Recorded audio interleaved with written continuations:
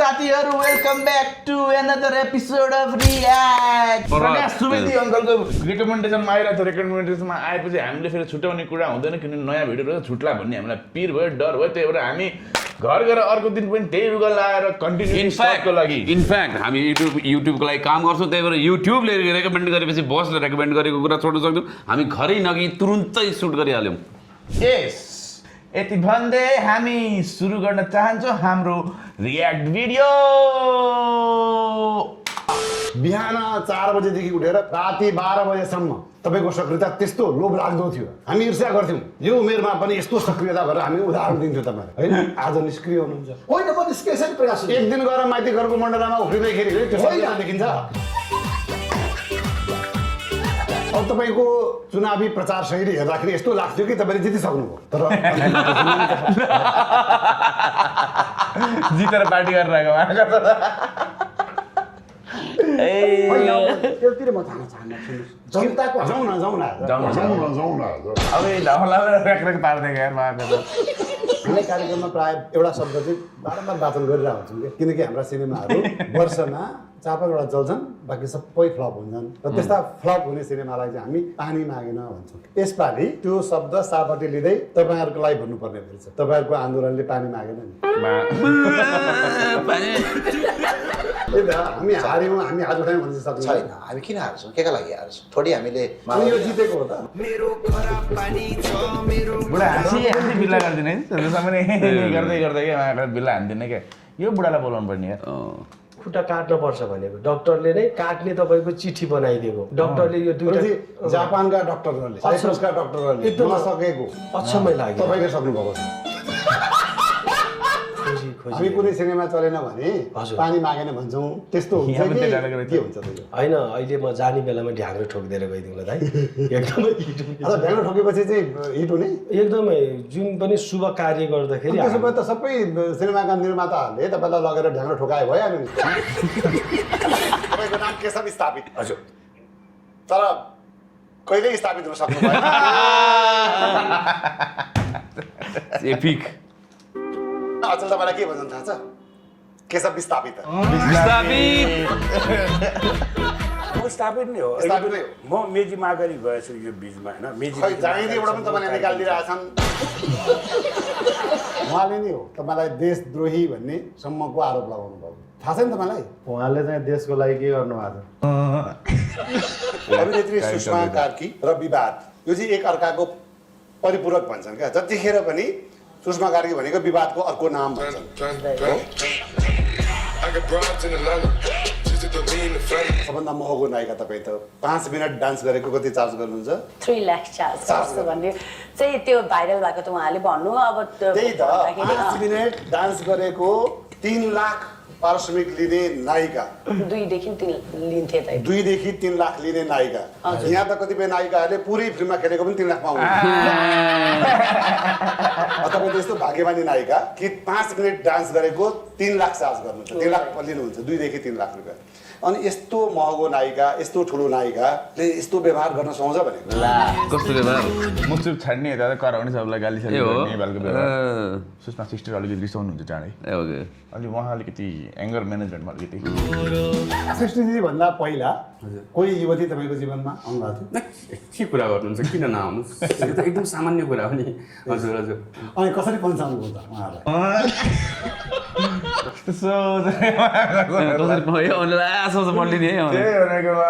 हेर्नु न अब नाम मलाई थाहा छ। मैले अस्ति भर्खरै भेटेको पनि याद छ।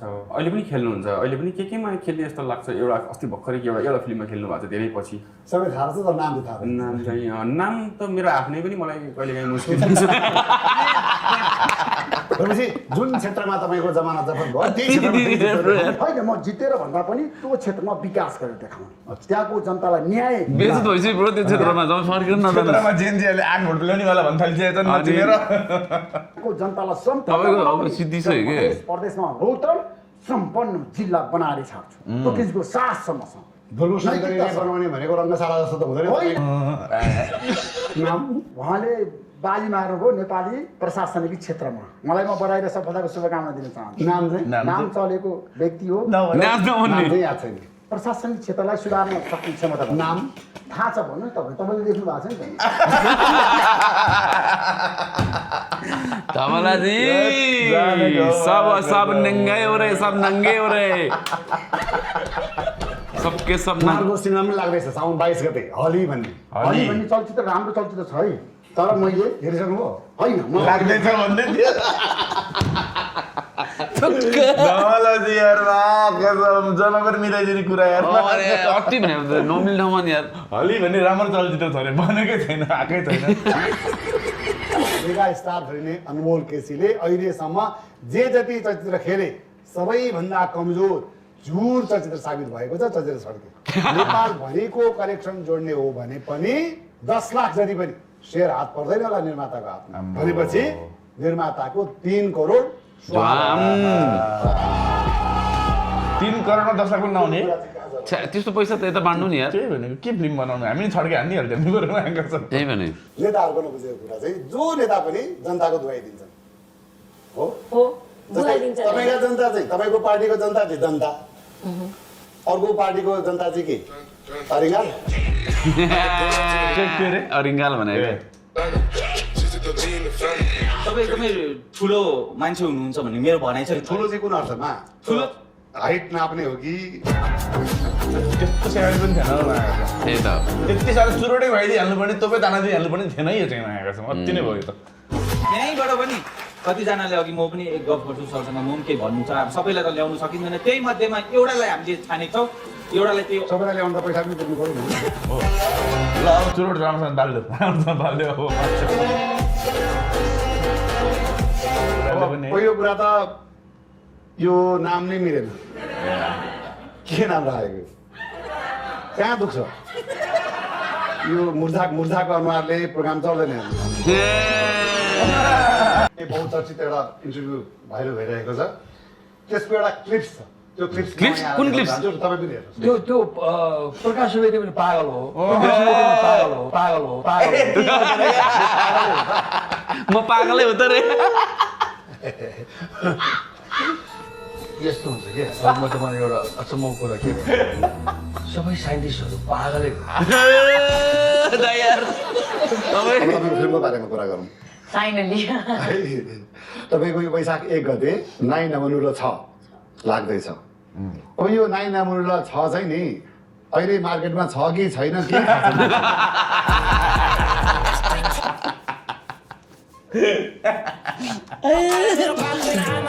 तपाईँ नि सपना खुब बाँड्नुहुन्छ क्या दङ्ग तपाईँ के बोल्नुहुन्छ यो पहाड भत्काइहाल्ने त्यहाँबाट खोला ल्याइहाल्ने ड्याम बनाइहाल्ने नाउ चलाइहाल्ने गर्लफ्रेन्ड बोयफ्रेन्डलाई घुमाइहाल्ने खेती गरिहाल्ने डलर झालिहाल्ने होइन अब त्यो यासा गुम्बाको रक्सी बनाइहाल्ने देश पठाइहाल्ने त्यो सबै गर्नुहुन्छ सबै सम्भव त्यही भएर तपाईँलाई गफाडी भन्छन् त्यो गफाडी भन्छ महागफाडी भन्छ दुईजना अभिनेत्रीहरू रेखा थापा कि करिश्मा मानन्दर मैले नेपाली कम फिल्म हेर्छु कहिले काहीँ उहाँहरूलाई हेर्ने हो होइन त्यो फिल्म जगतले हाम्रो उचाइ त्यहाँ पुगेको छैन कि कलाकार हो मध्यम खालको चाहिँ कलाकार अरे भन्दैनन् न यार कहिले भन्दैनन् भन्ने चाहिँ मेरो मनको कलाकार चाहिँ भएन क्या को त तपाईँको मनको कलाकार चाहिँ को त अनि म छनौटमै छैन क्या अहिले इमान साथ भनेको मेरो छनौटमै छैन मेरोस् मान्छे तपाईँ मेरोस् मान्छे तपाईँ अब केही रमाइलो कुरा गर्नु अनि तपाईँ त भगौडा हुँदो रहेछ नि त अम्बो भगौडै हो भगडा मतलब भाग्ने चिन्छु चिन्दिन भने चिन्नुहुन्छ चिन्नुहुन्छ नि चिनिन चिन्छु भन्नुहुन्छ तपाईँ अहिले कुन प्रदेशमा बस्नुहुन्छ अहिले बाबा कत्रो मेकअप हानिदिएको हेर्नु कत्रो मेकअप हानिदिएको हेर्नु नि त्यहाँ सेतो अनुहार बनाइदिएको यार घाँटी ब्राउन चाहिँ अनुहार चाहिँ सेतो बनाइदिएको छ प्रदेश बागमती प्रदेशको मुख्यमन्त्रीको नाम थाहा छ थाहा छैन उहाँ नै हो ए मन्त्री सन्त्रीको नदेखाउनु मलाई नि मैले अब एकदम सेलेक्टेड मात्र भिडियोहरू पनि अस्ति पनि मैले गरेँ होइन भिडियोजहरू मैले यो कुरा चाहिँ बुझ्दिनँ क्या यतिका 30-32 वर्ष भयो चलचित्र पत्रकारितामा मेरो होइन हजुर दाइ। जब नायिकाले काम पाउन छोड्छन् नि अनि एकदमै सेलेक्टेड म काम गर्नु जब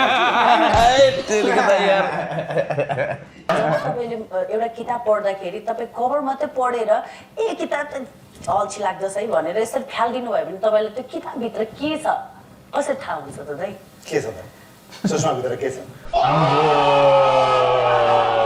त्यो त तपाईँले किताब खोलेर पढ्नु अनि मलाई थाहा हुन्छ त्यत्रो भनिसकेको छु माथिले के यार अलिकति गाइदिनुहोस् न त त्यसो भए गिटार मगाइदिउँ कि परेन गिटारको जरुरी छैन मलाई आऊ न प्रिय तिमी यसरी छोडी छोडी नजाऊ न कस्तो वर्ड रहेछ नि मेरो कस्तो वर्ड रहेछ नि मेरो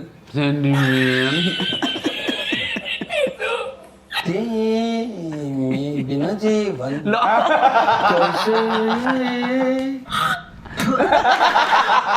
कसरी चल्छ मेरो जीवन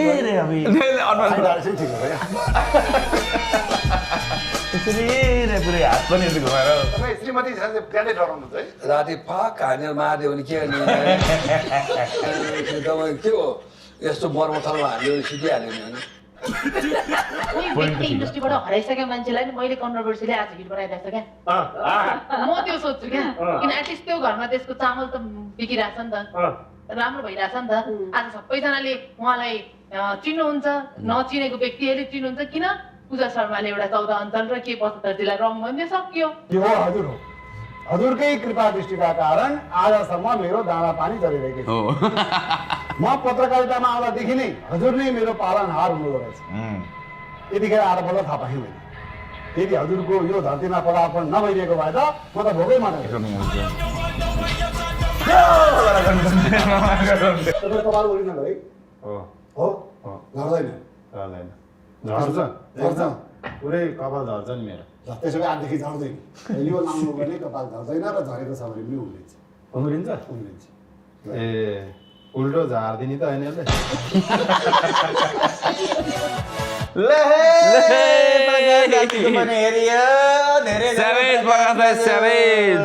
स्यावेज हुनु त रहेछ यसरी दिइराख्नुहोस् यसरी दिइराख्नुहोस् अनि त्यसरी तोप तानिराख्नुहोस् तपाईँ त्यसरी नै अनि हेर्ने मान्छे तपाईँहरू चाहिँ ठोक्नुहोस् लाइक सेयर सब्सक्राइब ठोक्नुहोस् बाँकी ठोक्दा पनि हुन्छ तर मेन चाहिँ लाइक सेयर सब्सक्राइब ठोक्नुहोस् गो आउट देयर एन्ड ठोकु गेट आउट